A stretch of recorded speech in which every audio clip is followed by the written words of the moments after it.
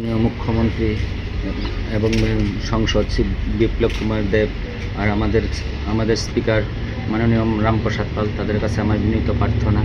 আগেও আমি করছিলাম, আমার ছেলেটা হারিয়ে গেছে। আজকে 4 তারিখ নিখোঁজ হয়েছে কুটমে গিয়া, সেটা আজকে হয়ে আছে 17-18 দিন। এখানে কোনো কিছু পাইলাম না। এখানে গেলাম, এখানে আমরা কুহিমা গেছি, এখান থেকে থানার সময় একটু নষ্ট হয়েছে। তারপরে গেছি আমরা কুহিমা গিয়া থানা গেছি পরে তারপরে বলছিল একটা হোটেলে ছিল লেডি কলোনি সুলেমান হোমস্টে ছিল। এখানে গেছি, গিয়া দেখি এখানে তার জিনিসপত্র, কিছু জামা কাপড়, ব্যাগগুলি পাওয়া গেছে।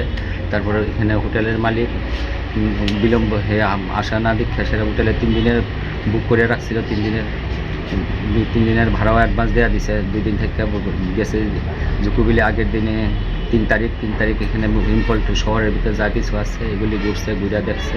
একটা ট্যাক্সি টাইপের পাওয়া গেছে, ট্যাক্সি টাইপের তাই না ঘুরাই আইনা আবার এখানে নামাই দিছে। তাই না পরের দিন জুকুবিলি যাওয়ার কথা ছিল, তাইনারা আর ফোন করছে না, তাইনা আর কইতে পারে না।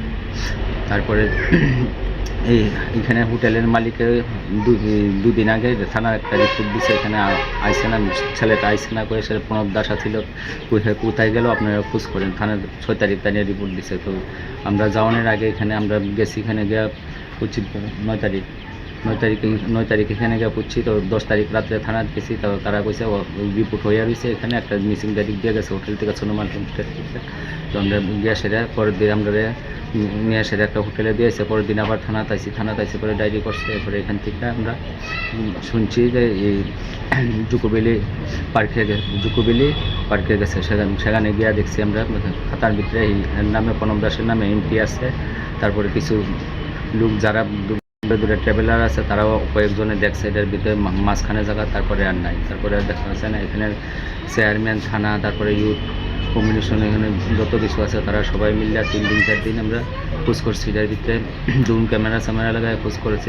যত সিপা আছে যেখানে মানুষ নামা সম্ভব না, এখানে ড্রোন ক্যামেরা নামায় সব সিপা সব খোঁজ করা গেছে, কিন্তু এটার ভিতরে কোনো কিছু পাওয়া গেল না। এখন এর বাইরের অঞ্চলের আশেপাশে অঞ্চলগুলি কোনখানে আছে একটু যদি তদন্ত করা হয় অতি সত্য, না হলে তো আর ছেলেরা জিন্দা পাওয়া যাওয়া খুবই অসম্ভব।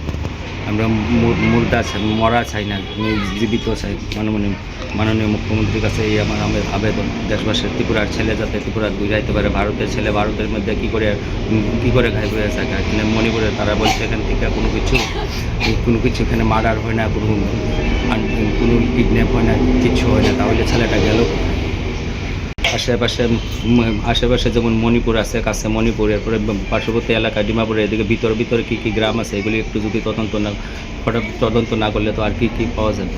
আমরা তো আর কি করবো, আমরা কি পুলিশ ছাড়া, প্রশাসন ছাড়া আমরা পাবলিক কী করবো। আমরা তো গেছি এখান থেকে, আমি গেছি আনন্দনগরতে, আমার বিকাশ দাস গেছে, আমরা 2 জন গিয়ে তো অনেক দিন থেকে খোঁজাখুঁজি করছি। যা কিছু পয়সা আসছিল, পয়সাও বেশি নাই, তাইও বিকাশ দাস 25,000 টাকা তাইও খরচ করে নিরাশ হয়ে আর কোনো কিছু না পাই আমরা আবার আয় করছি আগরতলা।